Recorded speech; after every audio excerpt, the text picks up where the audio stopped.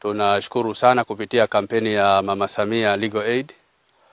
Hapa kati tulipata mgogoro kuhusu mpaka baina ya eneo la kituo cha afya Ntaba na shule ya sekondari ya Kingili. Kwa hiyo ikawa hatuelewi mpaka ni wapi hasa umepita.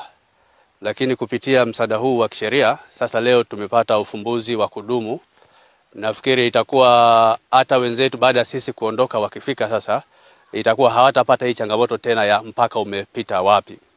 Kwa sasa hivi sasa tumeshakubaliana ni kwamba ni wapi mpaka unapita, na baada ya hapo tutaweka alama za kudumu ambazo itakuwa ni solution ya kudumu hata kwa wenzetu baadaye watakao kuja katika hizi taasisi.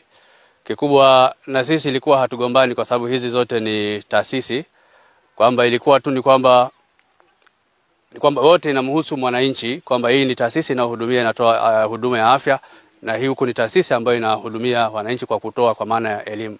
Kwa hizi zote ni huduma ya wananchi. Kwa hiyo na sisi ilikuwa hatugombani, ila tu isipokuwa ili tulitaka tuwekwe sawa kunako mpaka umepita wapi. Kwa hiyo tunashukuru sana kwa kweli, sasa tumepata solution ya kudumu kabisa.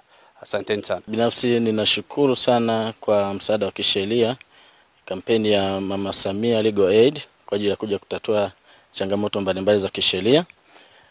Ninashukuru timu nzima walivyofika mahali hapa. Tulikuwa kidogo kuna utata upande wa mipaka baina ya shule sekondari Kingili pamoja na zanati ya kituo cha afya Ntaba. Ninashukuru kwamba kuja kwenu hapa sasa kila mmoja anakuwa na amani kwamba ana uhakika, hata kama kuko na shughuli za maendeleo kwamba anataka afanyeje, anajua eneo lake linakomea wapi. Kama anaweka mazao ya kudumu, mfano miti labda, anajua niweke wapi ambayo ni eneo lake sahihi. Ninashukuru timu nzima kwa ajili ya jambo hili. Linatupa faraja na amani, hata jinsi ya utendaji kazi wetu kwamba tunakuwa ni majirani, lakini kila mmoja anakuwa na amani, mwenzake anajua wapi hasa ambapo yeye anatakiwa kukomea na eneo lake la kutawala.